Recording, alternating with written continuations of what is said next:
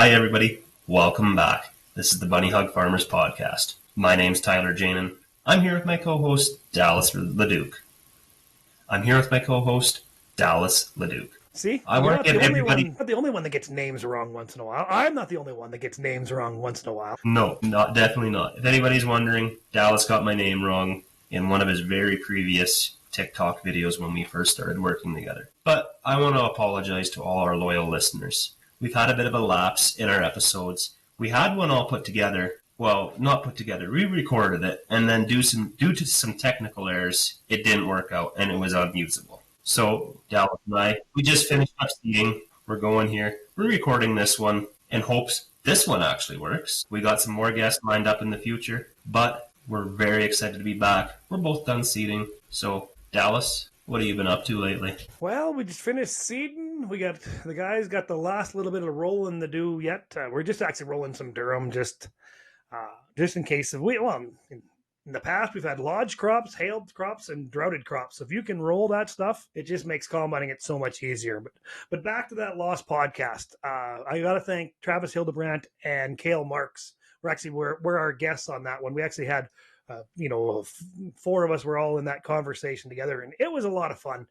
When I told them that we lost it, and they're like, "Oh, how can we re-record it?" And I said, "Well, we can't. It was just all off the top of our heads." But we'll get them guys back, and we'll do a where are they now and how are their springs and summers going, and we'll go from there. So, yeah, we've just been rolling as usual. I finished doing burn off and rinse the sprayer and start in crop about 4 minutes later.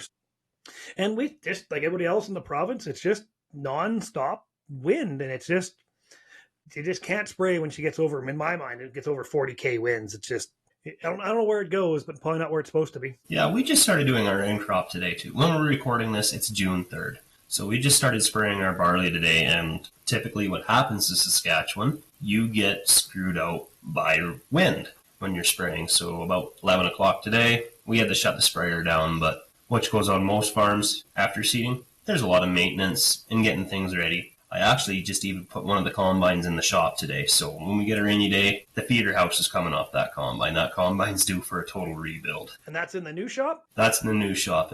Combines don't fit in the old shop, unfortunately. The old L2 gleaners used to fit in with room to spare, but these modern day class 8 combines, you can't even fit the pickup header in the door. So this new shop's going to be much appreciated when we get here in the next few days. We've had a lot of hot weather up my way lately, and I was in that new shop today, and it is a nice, 18 degrees in there, so perfect temperature to work in a pair of coveralls. Well, yeah, we often find when we're working in the shop in the summertime, if it does get a little on the warmer days, our shop is pretty well insulated too. So I'll open the doors up at night if the shop gets too hot and get up about 5 o'clock in the morning. When the temperatures are still in the teens, the shop is cooled down nicely.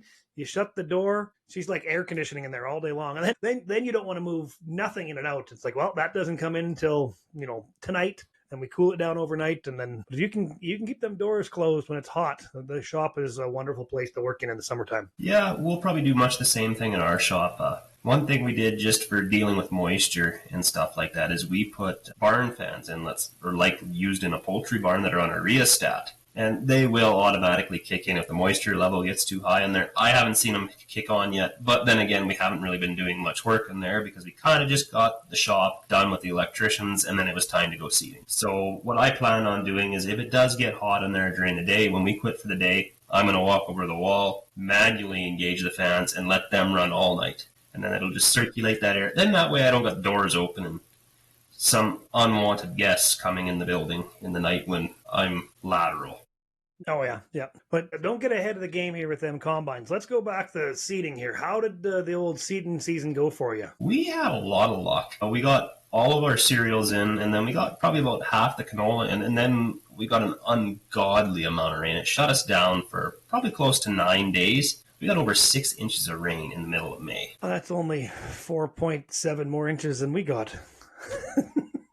I would have gladly given you half if I could. Yeah, but we could have. I'm glad we got that much now because it's been about 2 weeks since we got that, and we've had a lot of heat and a lot of wind, so things are starting to get dry. And I shouldn't really be crying about being dry because just north of both you and I, we're having a hell of a time with forest fires here in northern Saskatchewan. I pour my heart out to all the people that are dealing with that right now. I couldn't even fathom what that'd be like to have to evacuate my home and leave not knowing if it's going to be there when I come back. So I pour my heart out to you folk living in the northern communities, unfortunately having to be evacuated. And I got to tip my hat and raise my glass to all the firefighters, the volunteer firefighters that we have, or the paid ones too, up there fighting the fires.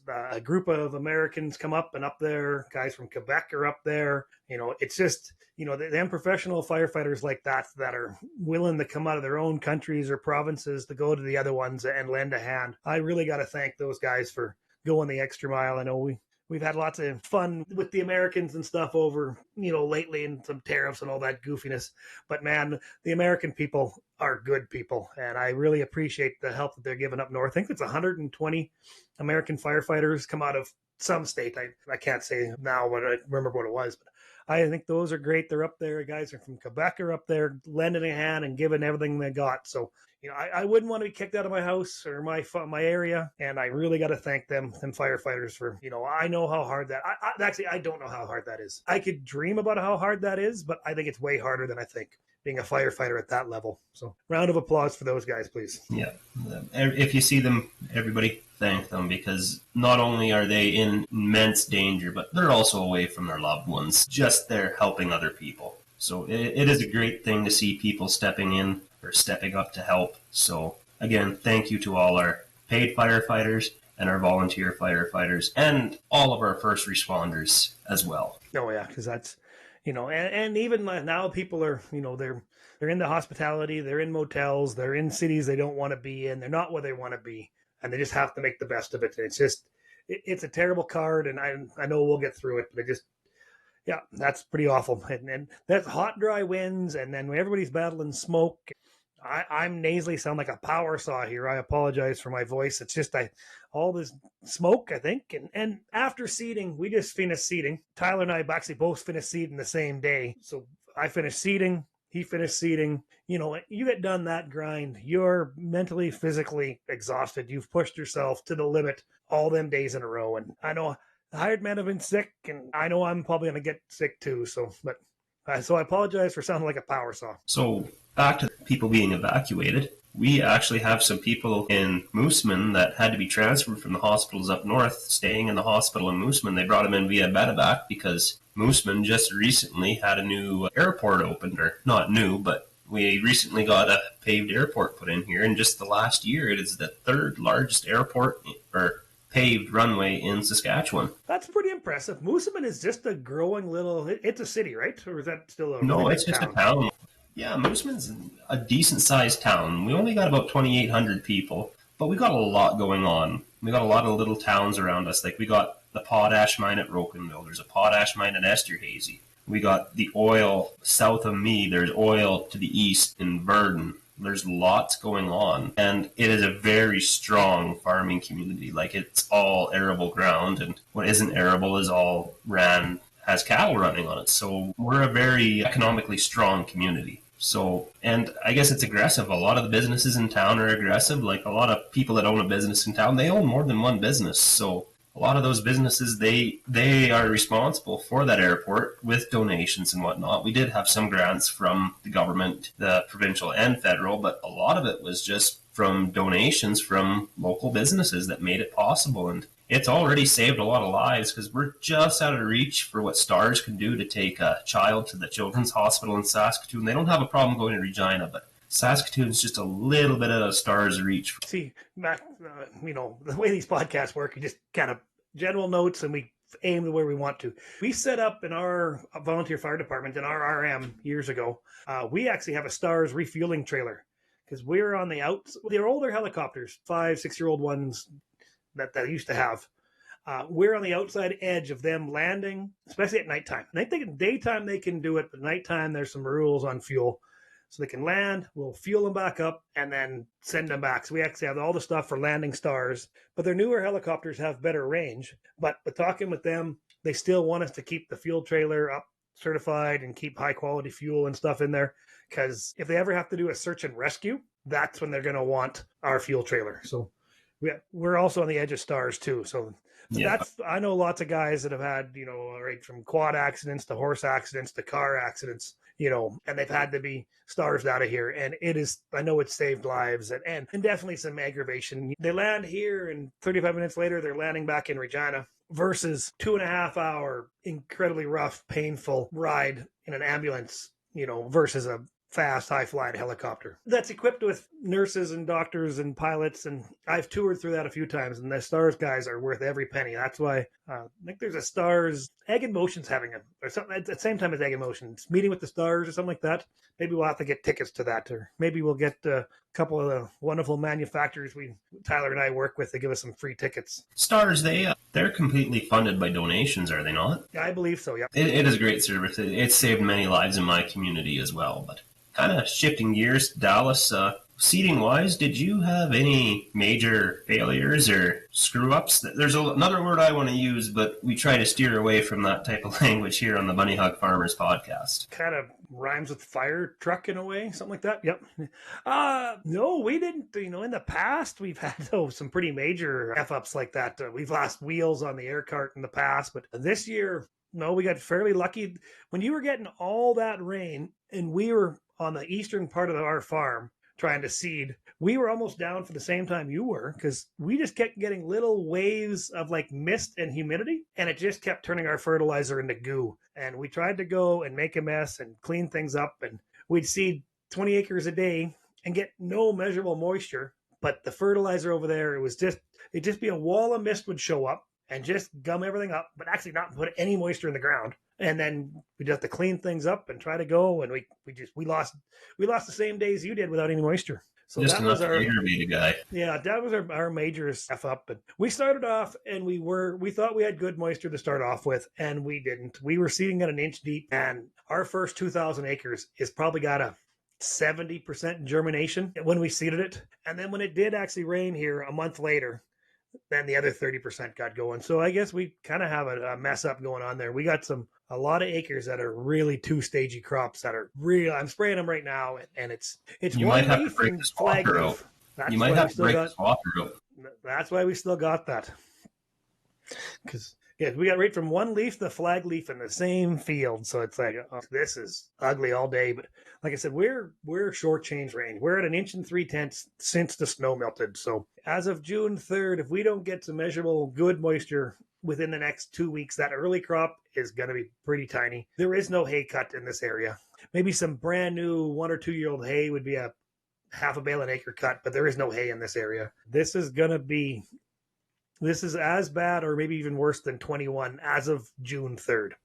2021. It's pretty ugly out there. So going back to saying you lost a wheel on an air cart there, do you care to go into that story and explain what happened there? You do have a TikTok about it, and you did just repost it here. Yeah. Well, we had kept an eye on that, but we'd had on that drill for 4 years, and I guess we hadn't retorqued the wheels within a year or so, because they hadn't become loose. We had the paint markers on there and it hadn't got loose, and I guess we got complacent and we weren't checking it. And usually we don't load the drills in the yard and go very far, and this time, just logistically wise and stuff, we loaded the drills, moved them about 8 miles, and both drills, we got down there, you got seating for 10 passes, and turning around the end of the field, and the nuts had gotten loose on the studs, and the wheel fell off and rolled into a draw, and that wrecked the hub and wrecked the rim, and all the wheel nuts were gone. And so that's the big thing, is you got to check them freaking wheels, if not every tank every day. Once they're torqued, just put a paint marker on them, and then that's what we found. If we move them loaded, we have issues. If we move them empty, we don't have issues. And then so right off the bat, we got checking them on the other drill, on the toe between.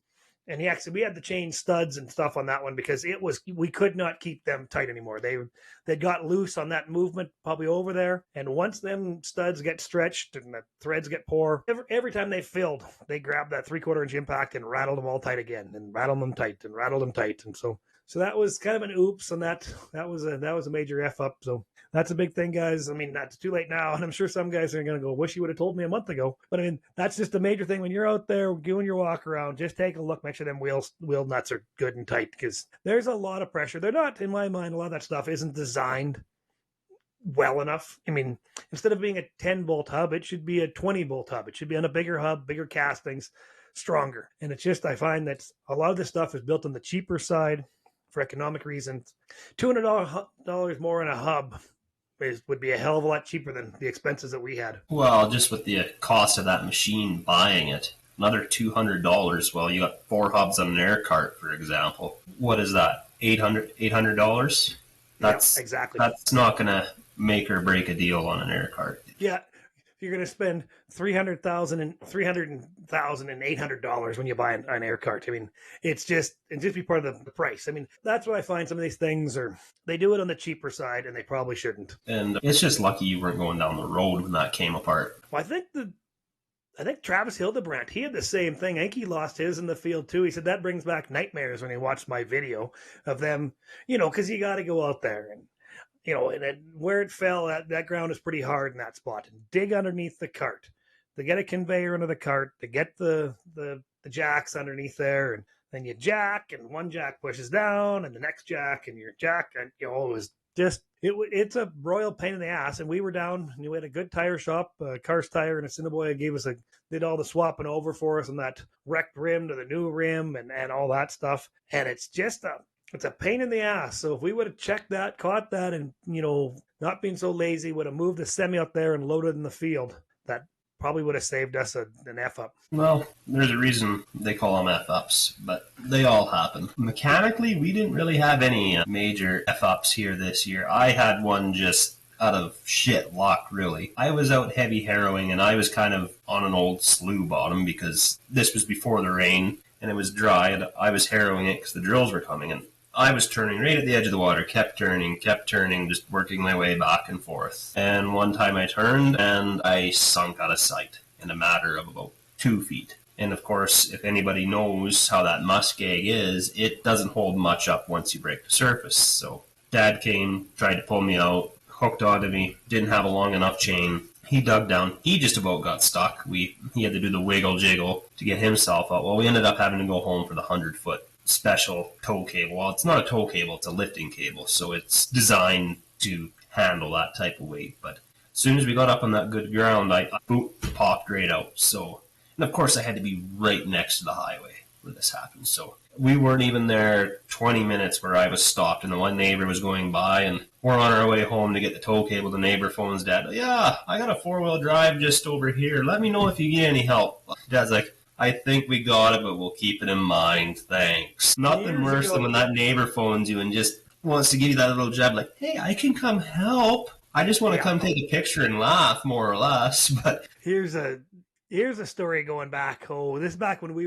this country got wet. This is back, got to be 2021. No, 2011. Way back in the wet years. Neighbors, they only had 3 or 4 quarters left to seed up north here, and they had 2 air drills going. It was the one guy had hired another guy to help him finish off. And it was wet. And they were having issues, and Dad had gotten the sprayer stuck about 4 or 5 miles north. So I took the world's most famous 9280 with the triple tractor up there, pulled Dad out, and on the way up, I noticed they were seeding. On the way back, the one guy was stuck, and the other guy was backing up to him, and right near the road. So I wheeled in there and wanted to, see if they needed more length or more grip or whatever to help pull them out.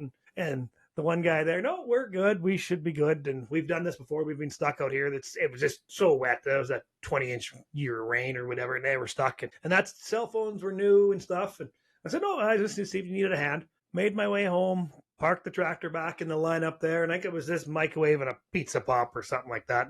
But he said, before I left, he said, give me your cell number in case we do have to get a tug or a pull. Well, I don't think the microwave hadn't even beeped, hadn't even warmed up my pizza pop yet. And he called and he said, we're both effing stuck. So they couldn't go pull each other out. I had to go back to the world's most famous 9280 and go up there and pull them both out. And it's so much easier with a triple tractor. They had nicer older John Deeres on duals, and the triples are just so much better flotation. Pulled them out and give them a hand. And my thank you was just to know that I went and pulled a couple of John Deere tractors out of the mud. So that's all the thank you I needed. And I've been asked a couple of times, why do you call it the world's most famous 9280? Do you know why I call it that? Because I can.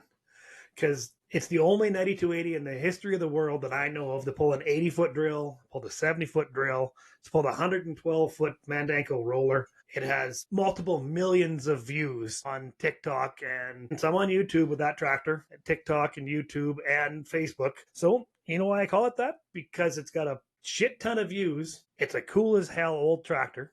And because I want to call it that. Because nobody else has claimed that title either. And if you have a 9390, call it the world's most famous 9390. I won't disagree with you. Not unless I can find one with more views. And if you can find a 9280 with more views on social media than my tractor, I will bow down and pass the crown over to him.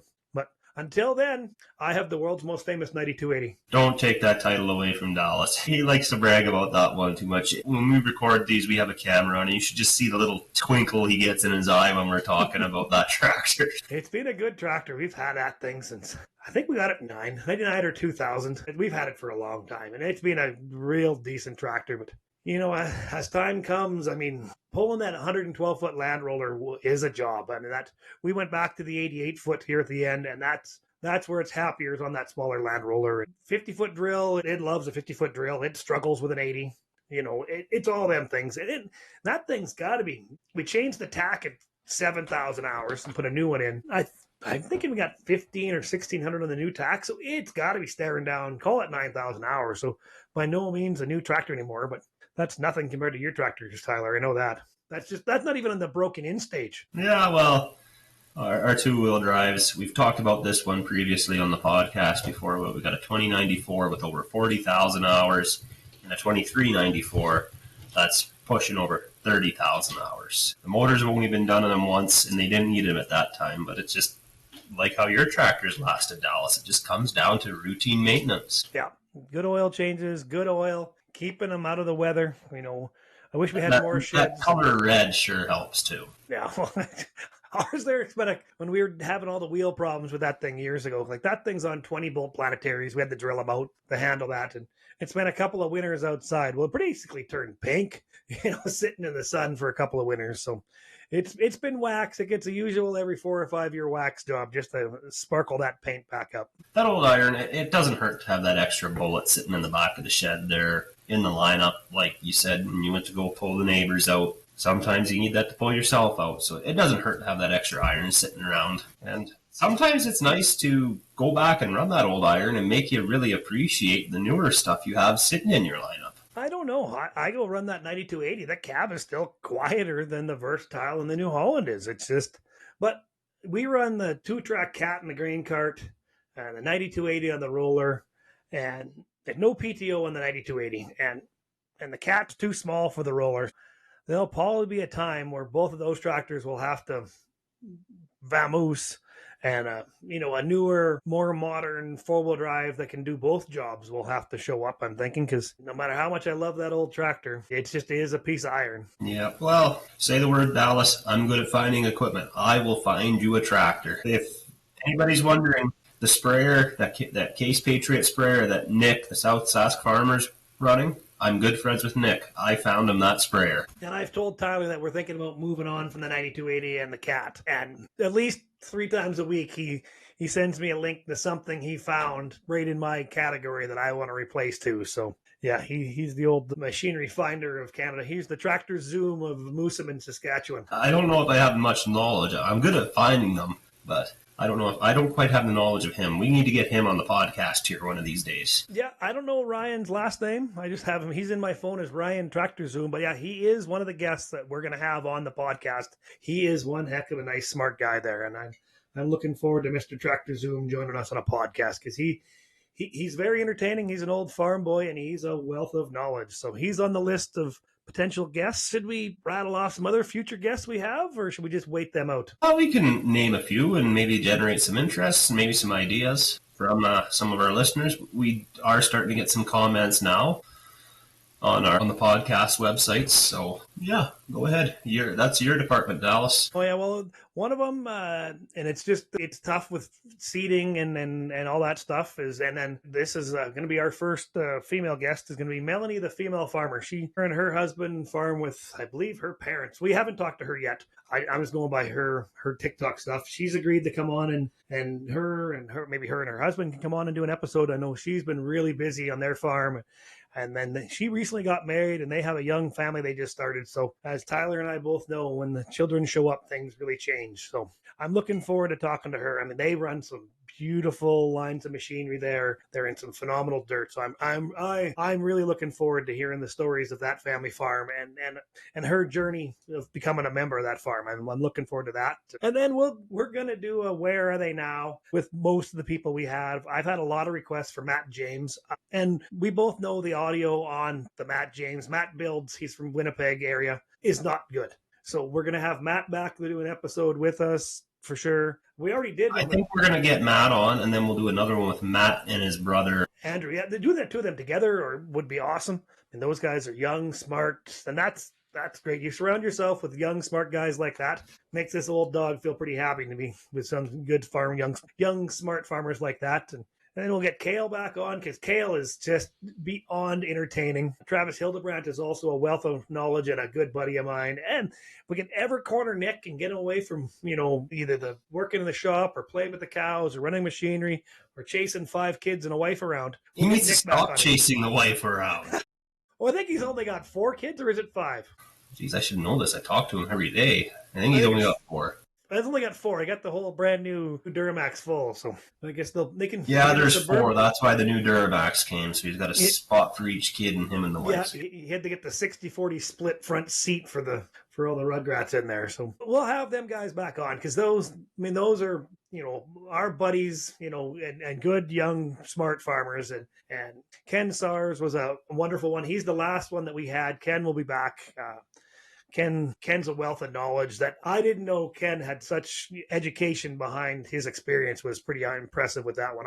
I listened to that one the very first day it come out and talked to Ken later on, and that was awesome. I can't wait to talk to Ken again. And we've had a lot of fun with everybody we've had on. Everybody we've had on so far, like Dallas said, we're going to have them all on again and again and again. As long as we keep doing this, a lot of our guests we'll have on again. And well, I don't want to forget, we had Tony Fast, Tanner Malang, and Dylan Tellier. I mean, and I've got a lot of people have reached out to me through social media and stuff that were really impressed with Dylan. I mean, the young man has fought through alcoholism and dealt with that and on the family farm and kept his nose to the grindstone. So I've had a lot of comments on Dylan and a big thanks for Dylan and Tony and Tanner and all those guys coming on here and being part of the old Budding Hug Farmers community here. So, eventually I won't be able to rattle off all their names because hopefully we'll have interviewed or had guests on so many people I can't remember them all. That's what we're aiming for. Up from here. That's the only way we're going to go is up. And we have come a long ways up. The first few episodes, the audio wasn't good. There was a whole lot of breathing noises and clicking of pens and opening of cans, all sorts of fun stuff like that. But, we've got them better and we're just going to keep getting them better. So if you got people you want to have on, throw a message on this video or run through Tyler and I's social media channels. Shoot us a message of people you want on. I had a real nice young guy. What is it? Zach? What's in my phone? Zach something or other. He flies aerial drones and they've been doing some seeding and they think they already seeded oats and wheat with them. So we'll get Zach on for an episode here someday. He's a young, smart farmer from Valley View, Alberta. So he's going to be on. So we got a tractor hacker that we plan on getting on. We're not going to say his name just for legality things, but he's going to come on. He's going to be the tractor hacker guy. He's a wealth of knowledge when it comes to hacking into tractors and dealing with emission systems. You have to give him a strange new voice. We'll have to get some voice editing software for him. Well, that tractor hacking is a multi-billion-dollar industry in North America. I mean, they put all them goofy pollutant reduction things on a vehicle that completely kills emissions or kills efficiency. So, I mean, there's a multi-billion-dollar industry removing all that stuff and reprogramming it to make it run better. Maybe it's not quite as environmentally friendly, but if it's burning half the fuel, making twice the power, I think that's making it run better and maybe being better for the environment. I'm no scientist, but I'd have to agree with you on that one. But we should get back to farm talk here. Enough about talking about the podcast. Any new irons show up or going to show up this spring? Well, we don't grow any pulses or anything, but we invested in a 53-foot land roller, Degelman. So we started rolling with it and whatnot, and we thought, well, this is working really well. And the dealer that we were dealing with, they came up with a hell of a deal. Like, we kind of hinted, well, if this works, maybe in the fall we'll upgrade to a 80-footer. Just, we're testing the waters. We don't want to jump in at over $100,000 and not end up liking it. I'm sure we get our money back out, but, you kind of got to take them baby steps. We got going, and then we got shut down from the rain, and he came along and said, well, I got an 80-footer here. It's got about as many acres as you've put on that 53-footer. I can swing a hell of a deal for you because I got a home for this one. And we bit the bullet and took the plunge and went to an 80, I think it's an 83-footer, an 80-footer. I've walked up to it once, and I haven't seen it since. Dad was the one that ran it, and I was on trucking duty keeping the drills fed most of the spring. But it worked great. It worked flawlessly. I actually like it a lot better. It's a lot better design than the 53-footer, in my opinion. And again, that's just my opinion. But yeah, we rolled all our barley and our wheat, and Dad was talking to a few other guys. We kind of missed the mark, but he even rolls his canola. So maybe next year we'll try rolling some canola. But I'm a little lenient on that one, just being that we kind of got 5810 drills or Borgo air drills, so we don't really have a way to control our packing pressure. So maybe that's something we try down the road when we eventually upgrade to a parallel link drill. But I don't know, so far we're really happy with it. It's really nice seeing that field after it's been rolled, and it's we've rolled canola in the past, but I think the trick to canola, if you're rolling it, is you got to be about within a day of planting. You get past that, then it seems like the tractor tracks get way more visible. But if you're within that day of planting on canola and you're going to roll it, you won't even know it was out there except for just a nice flat field. But we try to roll almost everything, but this year we didn't get the winter wheat rolled. There's a couple thousand acres of durum that right off the bat we didn't get rolled, and the last 1,500 of mustard, just because it was coming out of the ground and the rollers were still on the other side of the farm. So I'm pretty fortunate that Mandanko has been a super good friend of the farm or partner with the farm here on their rollers. I prototyped their first 7-plex roller, I guess 4 years ago. And so that's the one we own, is that 88-foot 7-plex. And then last summer, they would come up to me and they said, we don't have a home for the 112 one they had at Ag in Motion. Do you want to put some acres on that for us? And that's a big roller. But, when you have a really good company like Mandanko ask you to do a favor like that, you smile and you nod and you go, oh, that's a big roller. But we've put on 6,000 or 7,000 acres on that 112-foot roller. And besides being too big for the world's most famous 9280, that roller is like 63,000 pounds, and that tractor is like 40-some thousand pounds. So the roller really outweighs the tractor. You got to be really careful with it. But at the end here, we switched around. We put the T9 700 Smart Track, 4-track on there. And that's what it takes to run that roller. A big, heavy tractor. And Tommy's rolled, he'll be at 1,500 acres with that T9 on there. And he said, no, you need a lot of speed before that roller wants to push that tractor around. So that's turned out really good for us. So I got a big thank you to Mandanko and how good they've been to us over here. If they happen to forget that 112-foot land roller, I'm sure it'll be in lots of videos next year again. How fast do you pull your rollers up? Usually we stay right at that. In the 9280, it's just there's a hard shift between 6th and 7th. So we stay right in that 6-gear, 1900 RPM, so like 5.3, 5.4. On the 88-foot, that's a nice speed. And then when we're pulling the 112, a little bit slower than that, because that 112 is so wide, it actually, it'll start to, one roller will roll ahead, the right will go ahead, then left, it'll start to walk a little bit, and it gets pretty wiggly on the tractor. So hair under 5 with that one, just because it wants to move the tractor. But Tommy said with the T9, he just leaves her right at 6 mile an hour all day long. I think that's about 103 acres an hour at 6 mile an hour. So it is clobbering the acres. That's a lot of acres, because you're not stopping. You're just continuously going. Do you do your headlands first, or do you do them last? I like doing them last, but some of the guys, they like doing them first just because they know exactly where they have to turn. So they'll do the outside one first, do the field, and then the inside one they'll do last, just because they kind of know their boundaries. For me, I guess I've turned the sprayer a million times, and the roller's about the same width as a sprayer, so I just kind of visually know, I can't really describe it, but I know when I want to turn. So I usually do mine last, but I don't get lucky enough to run the roller the way I want to, because I end up having to do a lot of spraying and fueling and fixing and loading trucks. But then our roller man has been on the ball this year. And on the old roller, on the 88-foot, we have a basket on the hitch. And I've seen the back of the pickup truck when he comes home, and he's got a rate full of boulders. So he's picked a lot of rocks by hand, thrown them in the basket, got to the end of the day, thrown them all in the truck. And so got a big thank to Luke. Yeah, they're worth the money. I mean, Pat, and we've went back and tried to get down and get them. And without rolled land on a hailed out durum crop, boy, you're beating up your combines. And then we had in 2016, we had 1 foot of snow twice.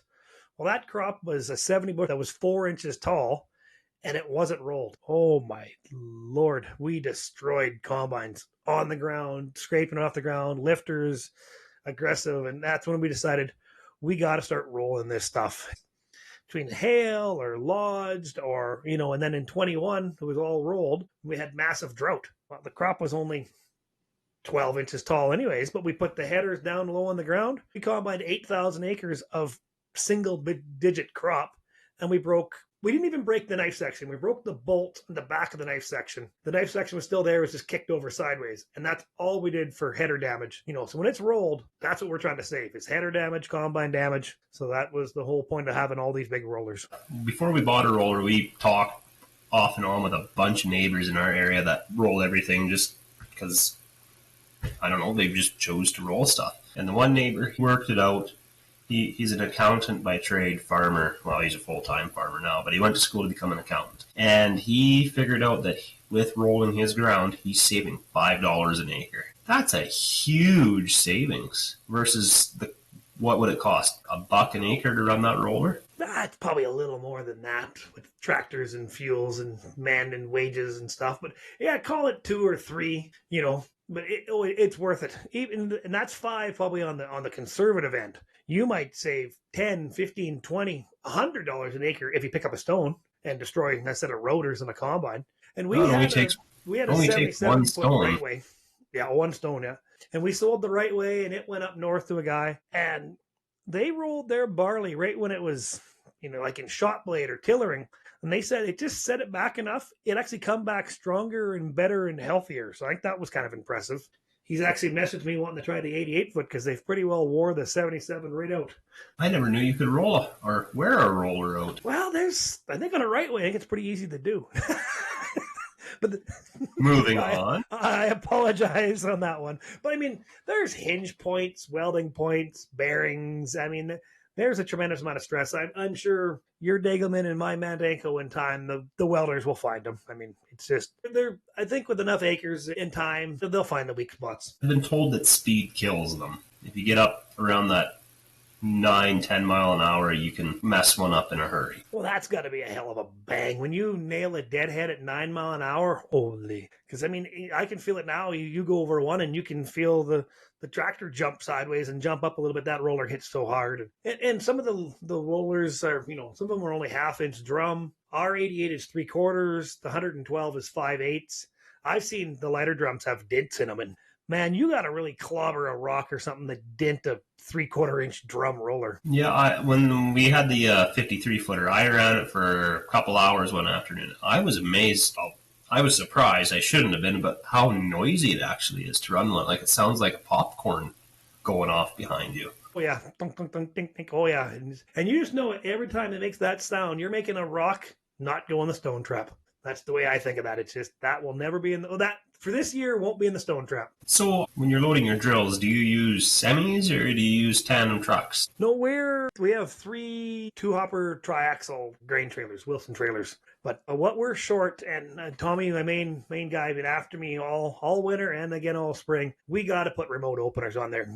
Too many guys have remote openers, and he's seen too many videos of guys like Tony Fast and them seating with remote openers and knowing how wonderful they are. So I don't know if we'll get them on before fall, but we'll definitely definitely get them on before spring seeding. I'm going to I think the Michaels are probably a really good one. Put them on the trailers. And if somebody at Michaels wants to set up a TikTok podcaster out here with a sweet deal on 3 sets of remote openers, it's Everyone Knows Dallas on TikTok is the best way to get a hold of me.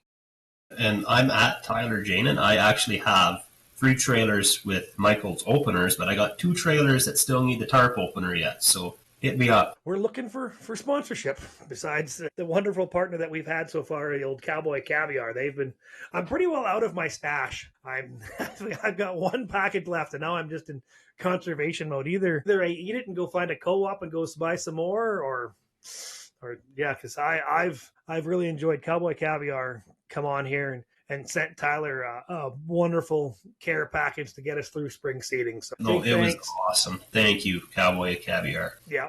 And I've got so many buddies have taken pictures after they've bought a thing. I don't know if they're making fun of me or just showing their appreciation to our sponsor. I've got a pile of pictures of guys that have left the gas station or wherever they've bought it at. I mean, they don't just sell it at just gas stations, but wherever they've got it from, and they'll send me a picture and they're like, I can't believe how good this stuff is. I'm like, Tyler and I wouldn't enjoy so much if it wasn't that good. Like, I mean, not only have they been really good to us here on the podcast, it's an excellent product. I mean, just been wonderful.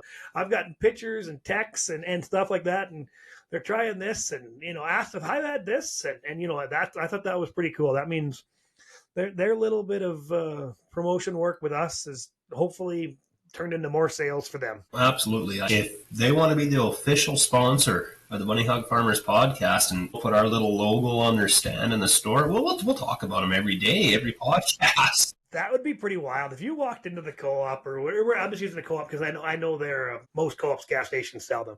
If we had our decal on the top and the official sponsor of the Bunny Hug Farmers podcast, oh, holy man. They could pay me in beef jerky. I'd be fine with it. Yeah, I'm good with that. My guys and I have enjoyed, and my family have enjoyed that product all spring long. Another care package would be nice.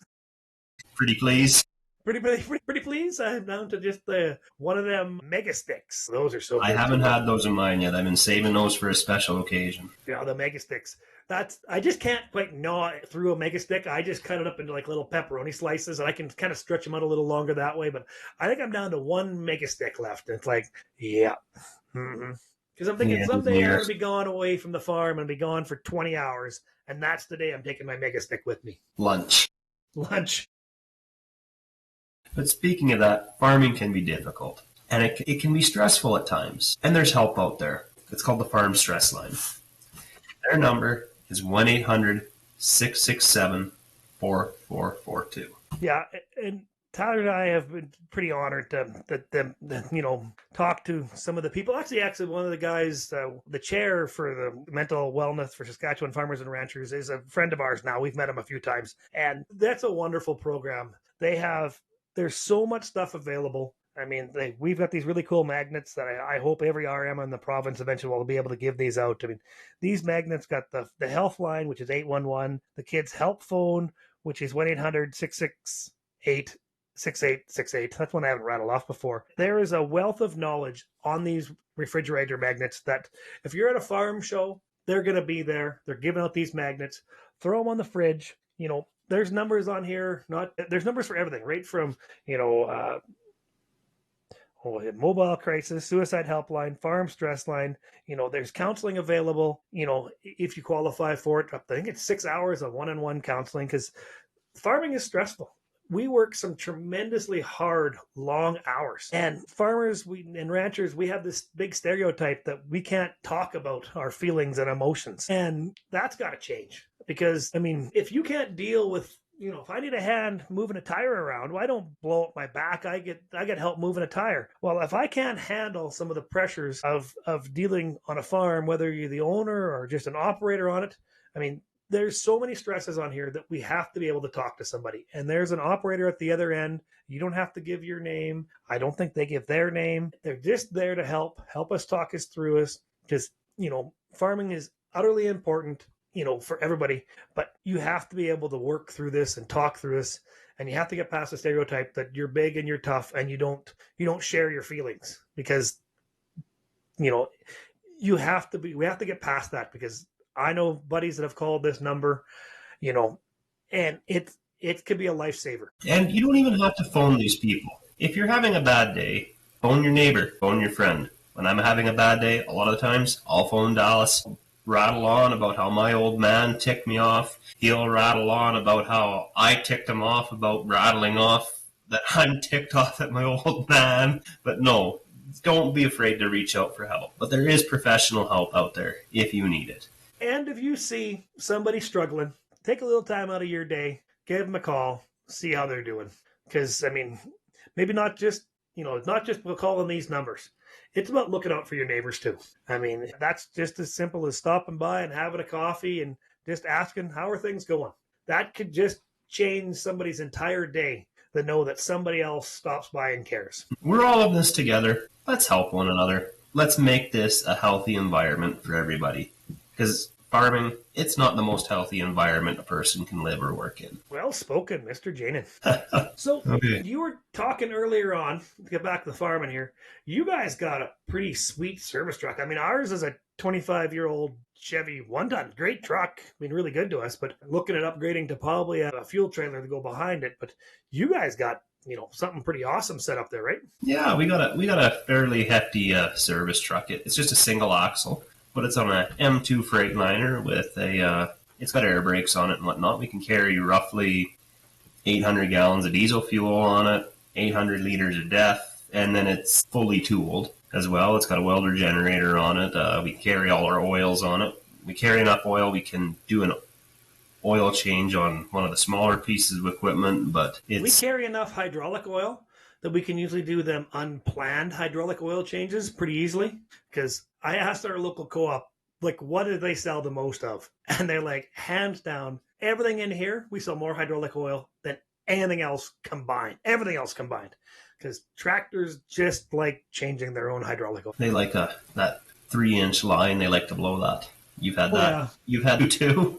Well, our T9 is a wonderful tractor. It pulls like the Dickens, especially with them new turbos on it. But man, they got a cluster F of hoses underneath there. And no matter how much we've underneath that with outback wrap and all sorts of rubber tie and whatever to keep things from rubbing together, they constantly keep finding some new way to rub a hose through a hose. And boom, you're doing an unplanned oil change of the hydraulic oil in the field again. And, it's just, that's a shake my head that it's a great tractor, pulls like the Dickens, good power, phenomenal power, great grip. Man, their hose design is just something to be desired. Yeah, no, I know what you're talking about. Fortunately, we haven't had that much issue on our Case Steigers. They're the same thing as your T9. They're built in the same factory. I've never been to Fargo to the plant. I want to go one day, but Dad's been there multiple times, and he says, you'll be standing there, it'll be red tractor, blue, blue, red, blue, red. But in case anybody at the old C&H warehouse or factory in Fargo wants to take Tyler and I for a tour,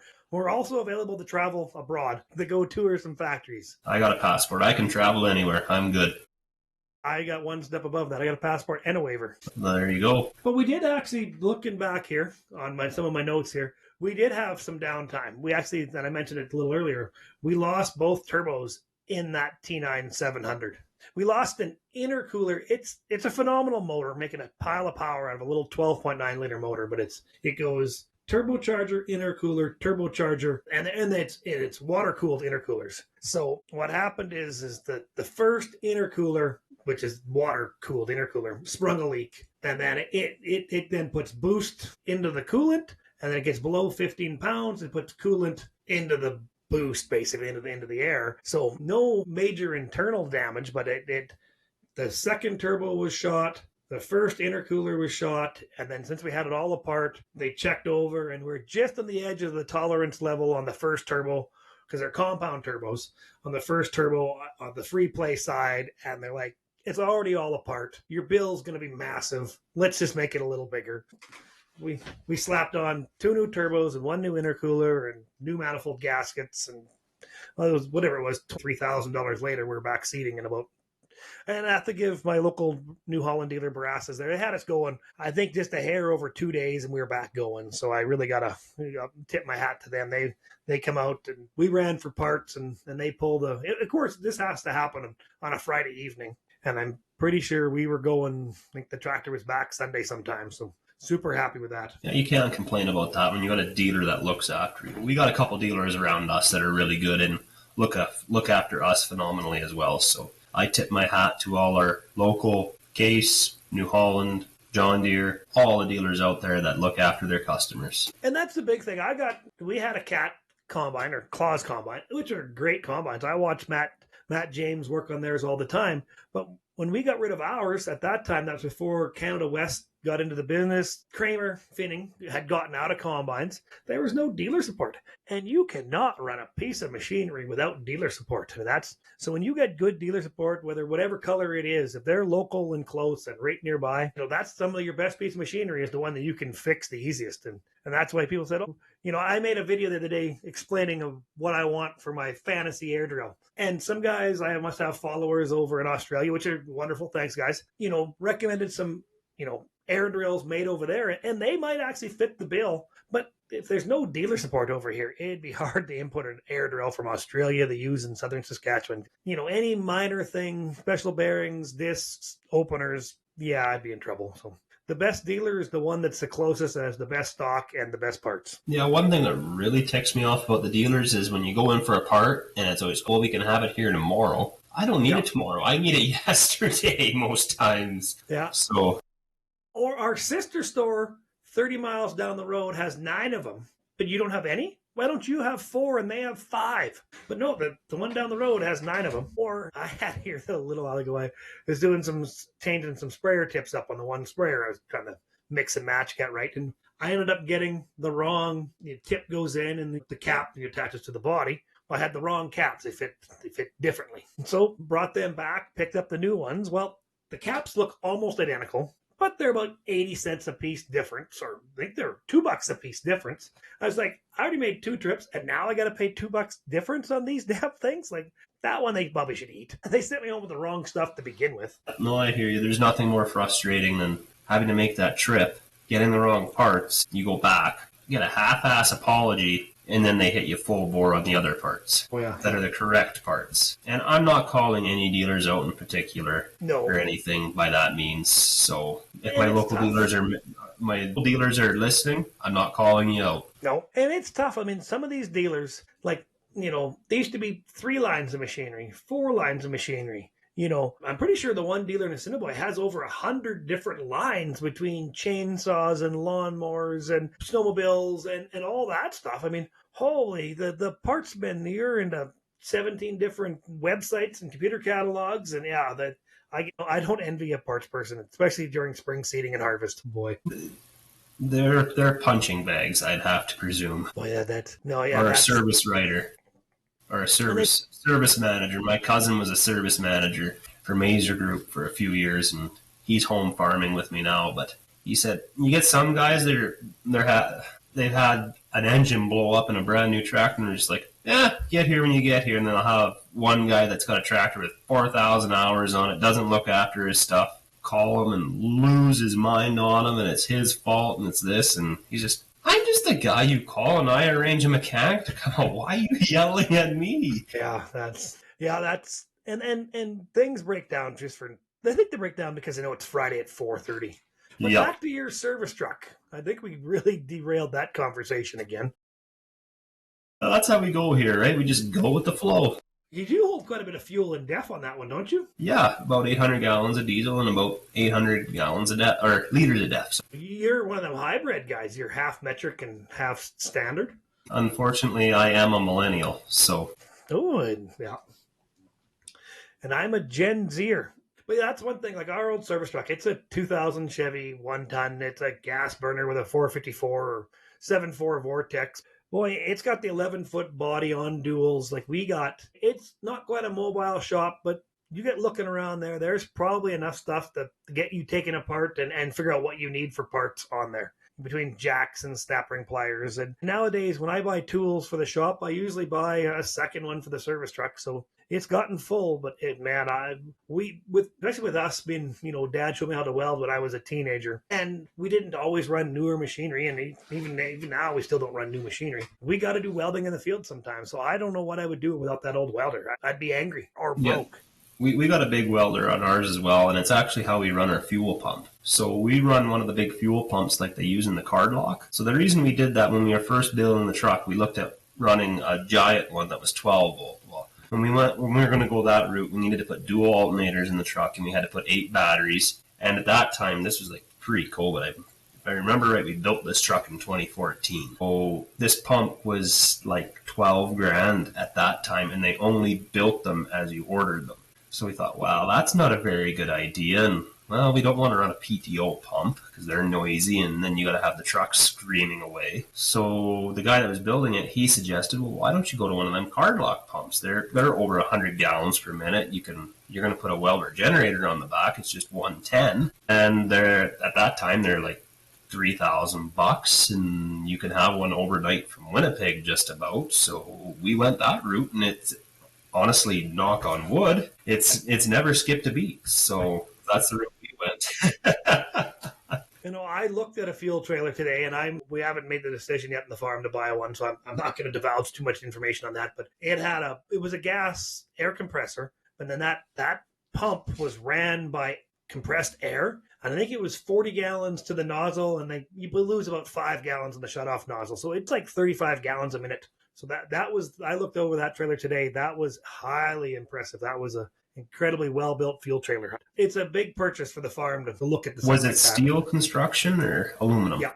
Yep. Oh, steel, and the front of the fenders, and on the frame, and the very front nose was all stainless, just for rock damage. So they're going to get rock damage, but that one there, even where it was painted stainless, it's not going to rust. Like they said, these trailers hold out very well. I had a good look at it today, and it was super nice trailer, very well built. 100 gallons of DEF and 980 gallons of diesel on there. It was, and lights, and impressive toolboxes and drawers, and a family operation. And every time they build a trailer, they try to build it better than the last one. So super impressed by that. Yeah, and they were once a Canadian company, you were telling me earlier, were they not? Yeah, they moved into the States for, a little easier in the manufacturing and assembly sides. But let's hope next podcast I've made a deal and I can talk about this fancy new trailer that we're going to have next time on the Bunny Hug Farmers podcast. Yeah, the reveal of what could or could not be a new fuel trailer for the farm. Well, that's one of those things too, and some guys don't do it. You got to keep advancing on your farms too. You got to buy a little bit every now and then. You just can't, or I guess you can do whatever you want. I was raised to believe that you always got to be rotating a little bit of newer stuff into your line, or adding stuff if you want to stay aggressive in farming. Like, you don't want to be left behind. Well, that's it. And our old service truck it's a 2020. I mean, a 2000. That old Vortex gives out on us. We can't haul fuel to the drills or the combines. And with only 1,100 liters of fuel capacity, we are really on the short side of fuel for them two big tractors. We end up having a few times there, somebody's going to run out, grab the service truck, fuel it up in the middle of the day for the guys so they can finish the day off. So that's something. I mean, if that old service truck quits, I mean, we can still haul fuel to the truck, and it can still have tools on there if we have the fuel trailer. So that's kind of the plan, I'm thinking. That's kind of where we were at when we built our service truck. We were using an old Chevy 3/4 ton with 2 skid tanks in the back, and we'd go out to start servicing the combines. Well, the 2 skid tanks would only hold enough for a tank and a half. Well, that truck had all the tools in it, all the grease guns. Well, when somebody heads back to the yard for more fuel, well, he's left everybody behind. Well, now all the grease tubes are gone. Now all the tools are gone, so they're standing there picking their nose, scratching their asses. Well, we can't do anything till the service truck's back. So now we got this one. Everything's on site as soon as that truck rolls onto the field. We got air filters on board. It's got onboard air. It's got more tools than you should need for doing a morning service. So it's quite well. I don't think we'd be able to farm without it now that we've had it. No, we got our very first service truck. It was a 59 Ford 1-ton that had, with a service body on it, that Dad bought years ago, and that we had that truck right till into the 2000s. I mean, it was old and clanky and bangy, but had a 350 carbureted 350, did about 45 miles to the gallon, but we had her for years. It's actually still in the back corner. It's on that list I want to take to the shop someday, pull the service body off, put a flat deck on, give her a paint job, and kind of have as a parade truck in a way, because it's just a cool old body line, the old 59 Ford. But we couldn't operate this farm at this level without what we have. I mean, and even what we have isn't that great. I mean, it has been great, but I mean, when we got that service truck 11 years ago, it was 14 years old or 13 years old or whatever it was. And now it's 25 years old, and it's just, it might be time to just let that one make a few less trips back and forth to the farm. And I know you said you're sitting pretty good over there for moisture. You're a couple weeks since the last rain. How far do you think you can make it before you get the next one? Well, we had a little bit of scattered showers here today, but it was more enough just to aggravate you. They were calling for some this week, but they pushed it off for another week. So here, probably the week before this podcast actually comes out, that we should be having a rain, and we're hoping for it. It definitely will help. We've just seen what you've gone through out there with your drought that you've been in for many years now, Dallas. I've learned to just accept the rain when it comes, because I don't know, it might be a while before I see the next one. Well, that's it. I mean, and like I said, we had some poor emergence on some stuff, and we did get that couple of shots of rain that's 5/10 the one time and 7 or 8 the next time. But yeah, so everything's up pretty well and growing. I got that 2-stagey crop. I mean, I guess there's a reason that there's a swather hidden in the back of that Quonset, because I might have to fire that up this year. But like I said before, there's the new hay. There might be a cut out here. The old hay, the stands are turning brown already, so that's a terrible sign to see on June 3rd. A hay stand that's finished. Guys are out there, if you're making any extra bales, there's probably going to be somebody willing to buy them out here. But yeah, if we don't get a rain, I would say within the next 2 weeks, that first early crop is going to be basically on. It'll be set to be a tiny crop. We have some later durum in that's just 2 or 3 leaf now, looking really good, so it can hold on for 2 or 3 more weeks. The mustard's just out of the ground. Lentils are kind of a drought plant. They like a bit of stress, so I mean, there's a long ways away before they're going to set their yields, so we'll just wait them out. But they're going to need some rain here pretty soon. I mean, this stuff is going to start rooting into nothing pretty soon, and then we're going to watch things go backwards. And like you said before, I've done this too many times, and it's too hard to watch, but I guess we'll just have to watch it again. So if anybody knows of any rain dances that actually work, hit up Dallas. He will video it, I can guarantee it. We do need to keep it PG.